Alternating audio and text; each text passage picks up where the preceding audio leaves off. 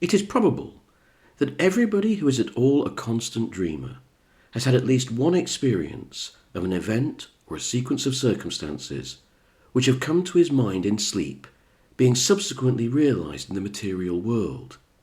But in my opinion, so far from this being a strange thing, it would be far odder if this fulfillment did not occasionally happen, since our dreams are, as a rule, concerned with people whom we know, and places with which we are familiar, such as might very naturally occur in the awake and daylit world. True, these dreams are often broken into by some absurd and fantastic incident, which puts them out of court in regard to their subsequent fulfillment. But on the mere calculation of chances, it does not appear in the least unlikely that a dream imagined by anyone who dreams constantly should occasionally come true. Not long ago, for instance, I experienced such a fulfillment of a dream, which seems to me in no way remarkable, and to have no kind of psychical significance. The manner of it was as follows.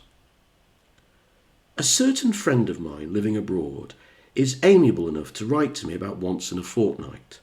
Thus, when 14 days or thereabouts have elapsed since I last heard from him, my mind probably, either consciously or subconsciously, is expectant of a letter from him. One night last week, I dreamed that as I was going upstairs to dress for dinner, I heard, as I often heard, the sound of the postman's knock on my front door, and diverted my direction downstairs instead. There, among other correspondence, was a letter from him. Thereafter the fantastic entered, for on opening it I found inside the ace of diamonds, and scribbled across it in his well-known handwriting, "I am sending you this for safe custody, as you know it is running an unreasonable risk to keep aces in Italy." The next evening I was just preparing to go upstairs to dress, when I heard the postman's knock, and did precisely as I had done in my dream. There, among other letters, was one from my friend, only it did not contain the ace of diamonds. Had it done so, I should have attached more weight to the matter, which as it stands seems to me a perfectly ordinary coincidence. No doubt I consciously or subconsciously expected a letter from him, and this suggested to me my dream. Similarly, the fact that my friend had not written to me for a fortnight suggested to him that he should do so. But occasionally it is not so easy to find such an explanation, and for the following story I can find no explanation at all. It came out of the dark, and into the dark it has gone again. All my life I have been an habitual dreamer. The nights are few, that is to say, when I do not find on awaking in the morning that some mental experience has been mine, and sometimes, all night long, apparently, a series of the most dazzling adventures befall me. Almost without exception, these adventures are pleasant, though often merely trivial. It is of an exception that I am going to speak.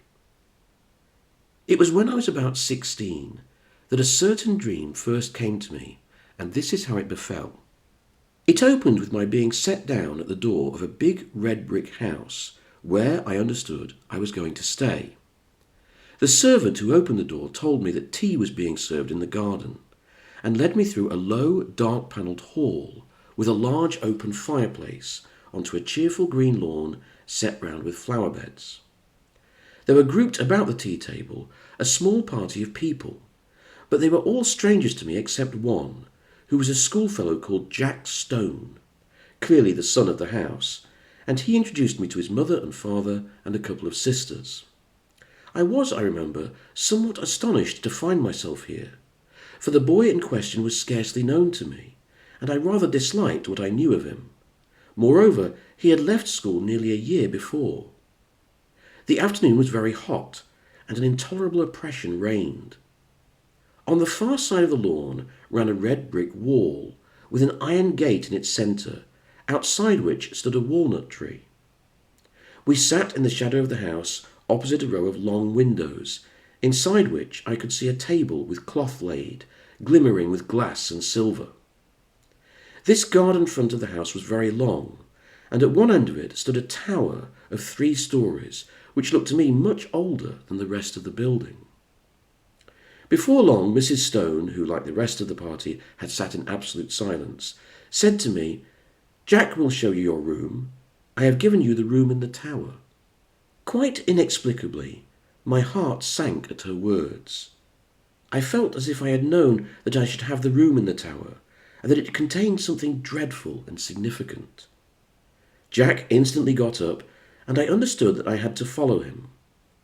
In silence, we passed through the hall, and mounted a great oak staircase with many corners, and arrived at a small landing with 2 doors set in it.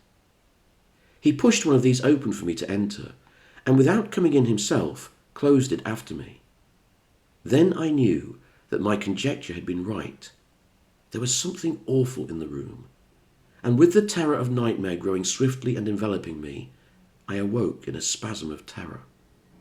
Now that dream, or variations on it, occurred to me intermittently for 15 years. Most often it came in exactly this form: the arrival, the tea laid out on the lawn, the deadly silence succeeded by that one deadly sentence, the mounting with Jack Stone up to the room in the tower where horror dwelt, and it always came to a close in the nightmare of terror at that which was in the room, though I never saw what it was. At other times I experienced variations on this same theme. Occasionally, for instance, we would be sitting at dinner in the dining room, into the windows of which I had looked on the first night when the dream of this house visited me. But wherever we were, there was the same silence, the same sense of dreadful oppression and foreboding. And the silence, I knew, would always be broken by Mrs. Stone saying to me, "Jack will show you your room. I have given you the room in the tower." Upon which, this was invariable, I had to follow him up the oak staircase with many corners, and enter the place that I dreaded more and more each time that I visited it in sleep. Or again, I would find myself playing cards, still in silence, in a drawing room lit with immense chandeliers that gave a blinding illumination.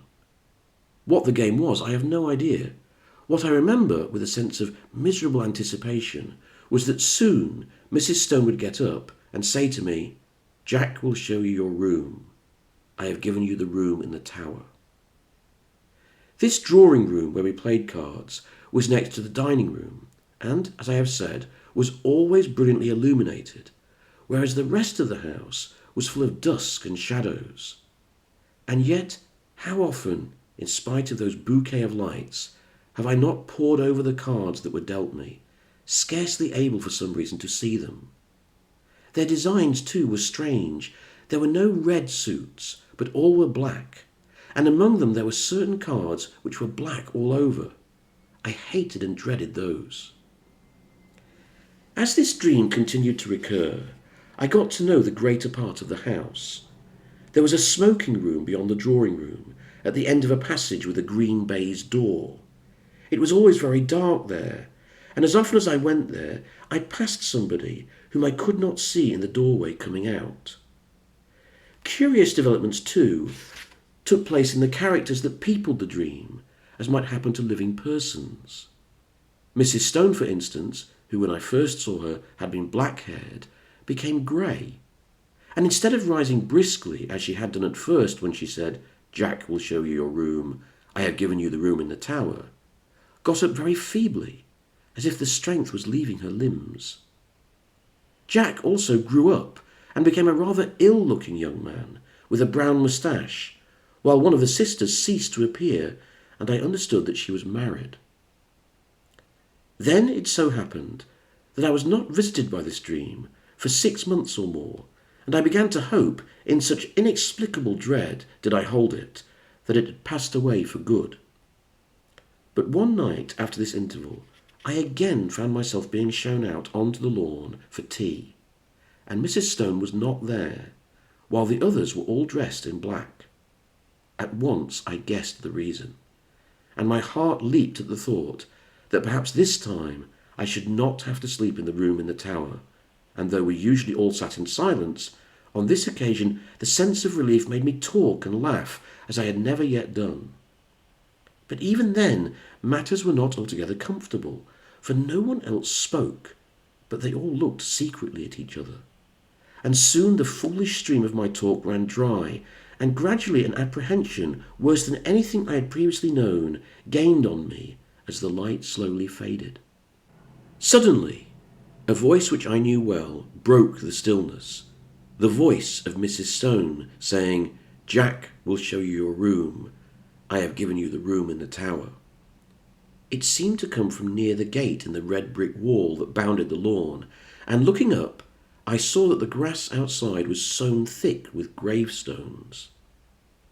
A curious greyish light shone from them, and I could read the lettering on the grave nearest me, and it was, "In evil memory of Julia Stone." And as usual, Jack got up, and again I followed him through the hall and up the staircase with many corners. On this occasion it was darker than usual, and when I passed into the room in the tower, I could only just see the furniture, the position of which was already familiar to me. Also, there was a dreadful odour of decay in the room, and I woke screaming. The dream, with such variations and developments as I have mentioned, went on at intervals for 15 years. Sometimes I would dream it 2 or 3 nights in succession. Once, as I have said, there was an intermission of 6 months, but taking a reasonable average, I should say that I dreamed it quite as often as once in a month. It had, as is plain, something of nightmare about it, since it always ended in the same appalling terror, which, so far from getting less, seemed to me to gather fresh fear every time that I experienced it. There was, too, a strange and dreadful consistency about it. The characters in it, as I have mentioned, got regularly older. Death and marriage visited this silent family, and I never in the dream, after Mrs. Stone had died, set eyes on her again. But it was always her voice that told me that the room in the tower was prepared for me, and whether we had tea out on the lawn, or the scene was laid in one of the rooms overlooking it, I could always see her gravestone standing just outside the iron gate. It was the same too with the married daughter. Usually she was not present, but once or twice she returned again, in company with a man whom I took to be her husband. He too, like the rest of them, was always silent. But owing to the constant repetition of the dream, I had ceased to attach in my waking hours any significance to it. I never met Jack Stone again during all those years, nor did I ever see a house that resembled this dark house of my dream. And then something happened. I had been in London in this year up till the end of July, and during the first week in August went down to stay with a friend in a house he had taken for the summer months, in the Ashdown Forest district of Sussex. I left London early, for John Clinton was to meet me at Forest Row Station, and we were going to spend the day golfing and go to his house in the evening. He had his motor with him, and we set off about 5 of the afternoon, after a thoroughly delightful day, for the drive, the distance being some 10 miles. As it was still so early, we did not have tea at the clubhouse, but waited till we should get home. As we drove, the weather, which up till then had been, though hot, deliciously fresh, seemed to me to alter in quality, and become very stagnant and oppressive, and I felt that indefinable sense of ominous apprehension that I am accustomed to before thunder. John, however, did not share my views, attributing my loss of lightness to the fact that I had lost both my matches. Events proved, however, that I was right, though I do not think that the thunderstorm that broke that night was the sole cause of my depression. Our way lay through deep, high-banked lanes, and before we had gone very far, I fell asleep, and was only awakened by the stopping of the motor, and with a sudden thrill, partly of fear, but chiefly of curiosity, I found myself standing in the doorway of my house of dream. We went, I half wondering whether or not I was dreaming still, through a low oak-panelled hall and out onto the lawn, where tea was laid in the shadow of the house. It was set in flower beds, a red brick wall with a gate in it, bounded one side, and out beyond that was a space of rough grass with a walnut tree. The facade of the house was very long, and at one end stood a 3-storied tower, markedly older than the rest. Here, for the moment, all resemblance to the repeated dream ceased. There was no silent and somehow terrible family, but a large assembly of exceedingly cheerful persons, all of whom were known to me. And in spite of the horror with which the dream itself had always filled me, I felt nothing of it now that the scene of it was thus reproduced before me. but I felt intensest curiosity as to what was going to happen. Tea pursued its cheerful course, and before long Mrs. Clinton got up, and at that moment I think I knew what she was going to say. She spoke to me, and what she said was, "Jack will show you your room. I have given you the room in the tower." At that, for half a second, the horror of the dream took hold of me again. But it quickly passed, and again I felt nothing more than the most intense curiosity. It was not very long before it was amply satisfied. John turned to me. "Right up at the top of the house," he said, "but I think you'll be comfortable. We're absolutely full up. Would you like to go and see it now? By Jove, I believe that you are right, and that we are going to have a thunderstorm. How dark it has become." I got up and followed him. We passed through the hall and up the perfectly familiar staircase. Then he opened the door, and I went in. And at that moment, sheer, unreasoning terror again possessed me. I did not know what I feared. I simply feared. Then, like a sudden recollection, when one remembers a name which has long escaped the memory, I knew what I feared.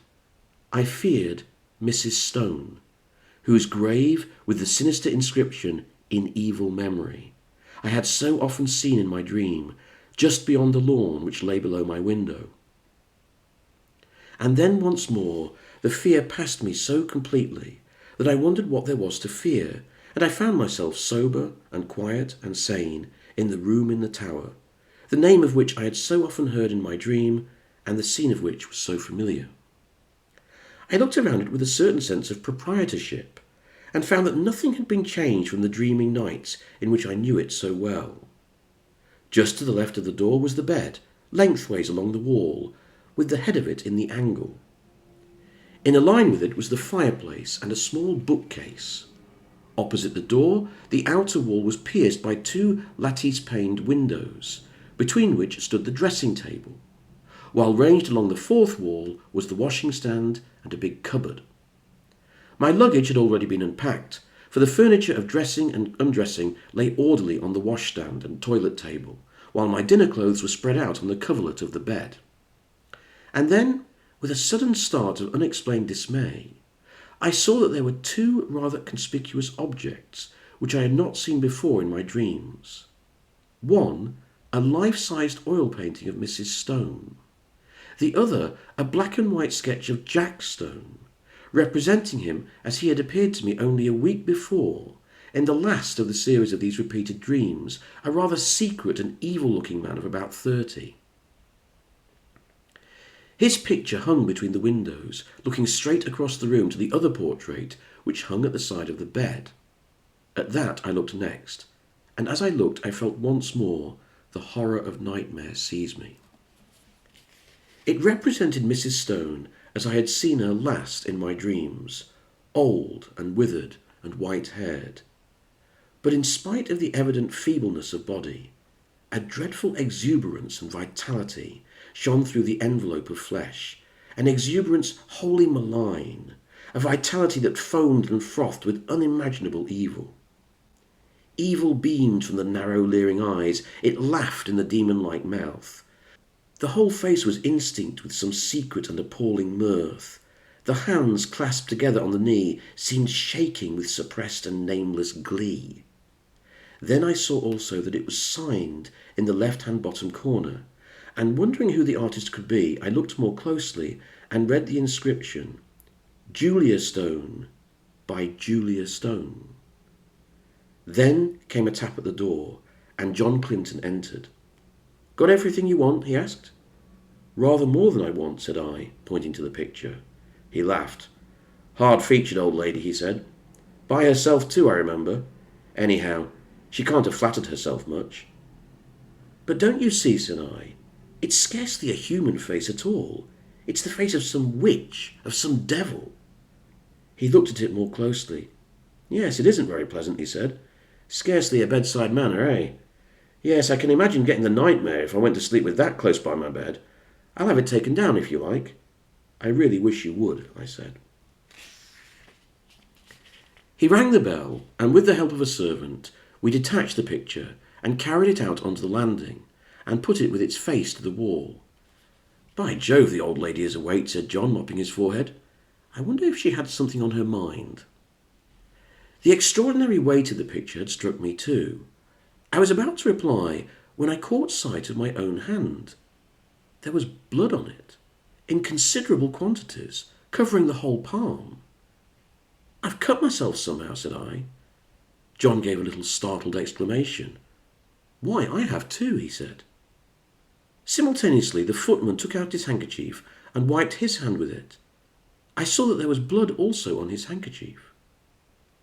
John and I went back into the tower room and washed the blood off, but neither on his hand nor on mine was there the slightest trace of a scratch or cut.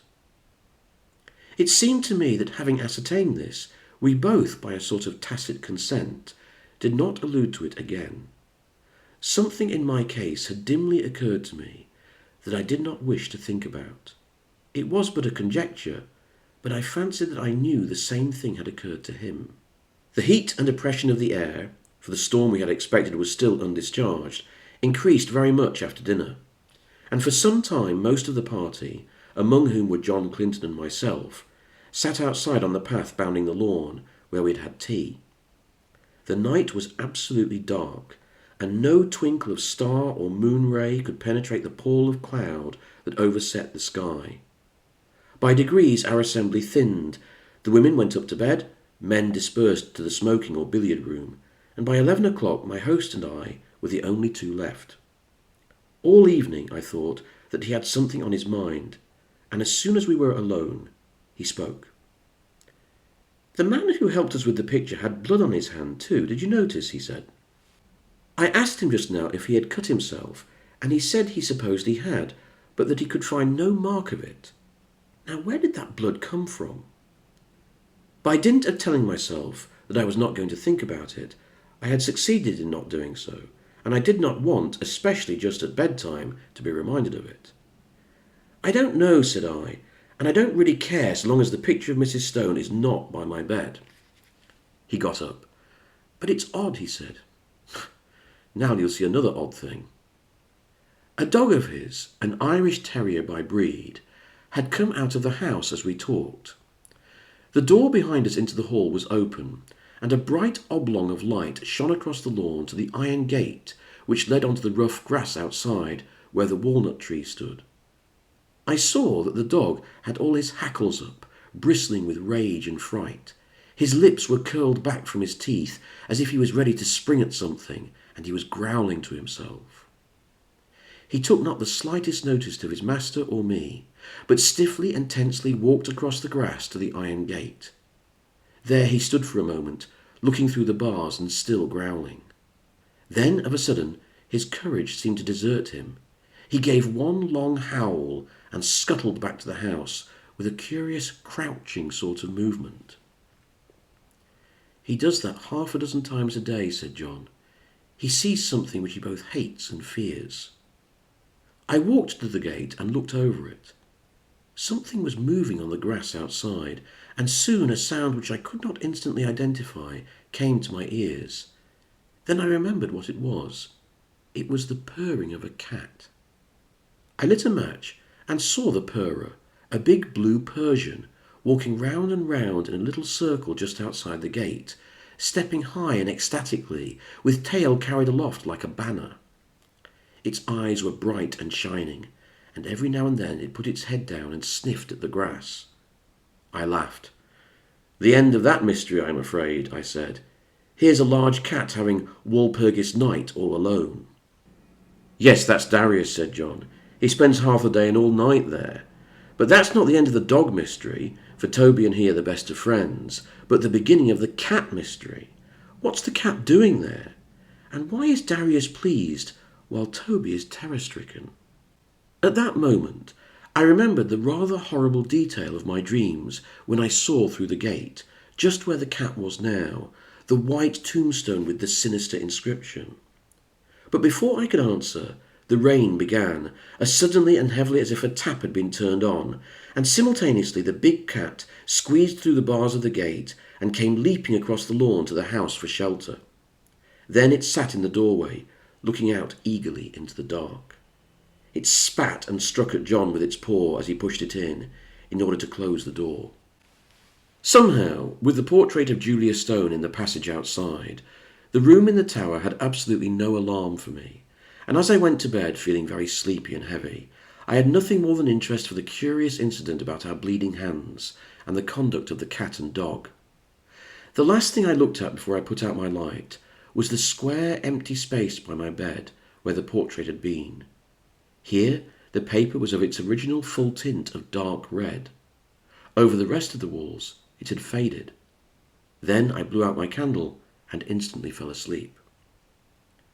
My awaking was equally instantaneous, and I sat bolt upright in bed under the impression that some bright light had been flashed in my face, though it was now absolutely pitch dark. I knew exactly where I was, in the room which I had dreaded in dreams, but no horror that I ever felt when asleep approached the fear that now invaded and froze my brain. Immediately after, a peal of thunder crackled just above the house, but the probability that it was only a flash of lightning which awoke me gave no reassurance to my galloping heart.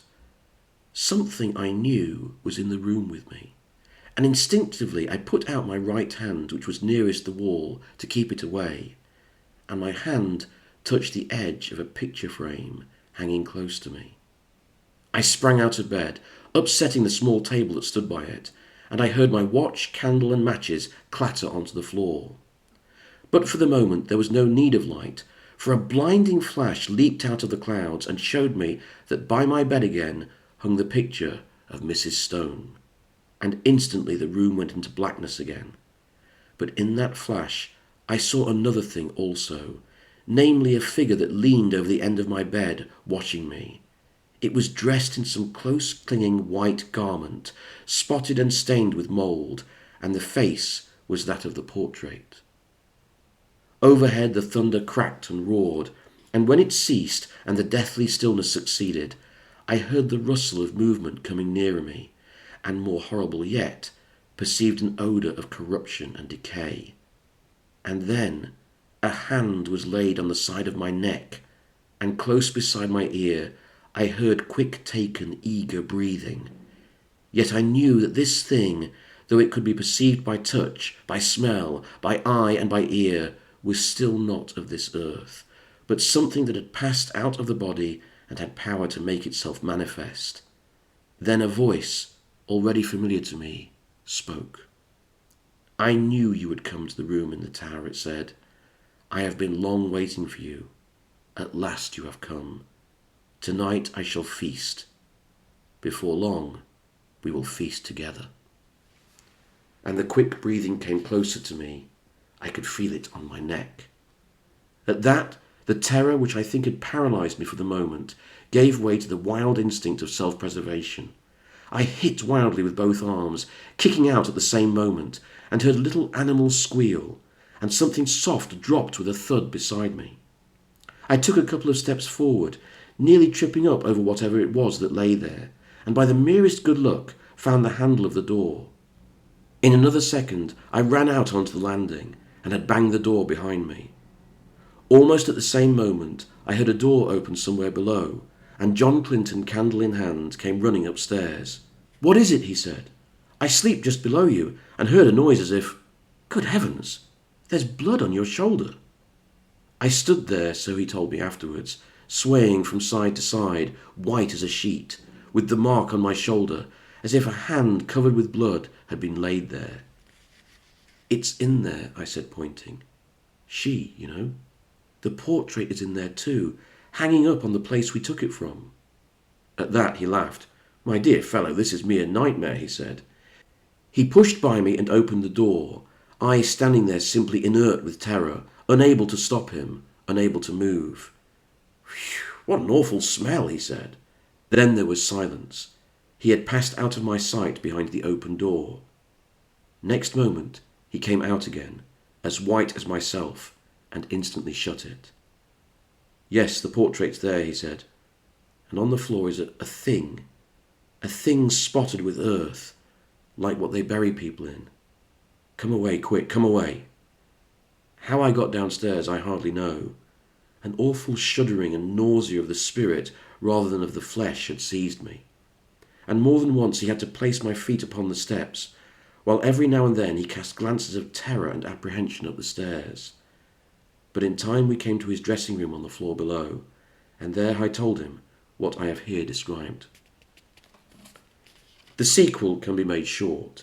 Indeed, some of my readers have perhaps already guessed what it was, if they remember that inexplicable affair of the churchyard at West Fawley some 8 years ago, where an attempt was made 3 times to bury the body of a certain woman who had committed suicide. On each occasion, the coffin was found in the course of a few days, again protruding from the ground. After the 3rd attempt, in order that the thing should not be talked about, the body was buried elsewhere in unconsecrated ground. Where it was buried was just outside the iron gate of the garden belonging to the house where this woman had lived. She had committed suicide in a room at the top of the tower in that house. Her name was Julia Stone.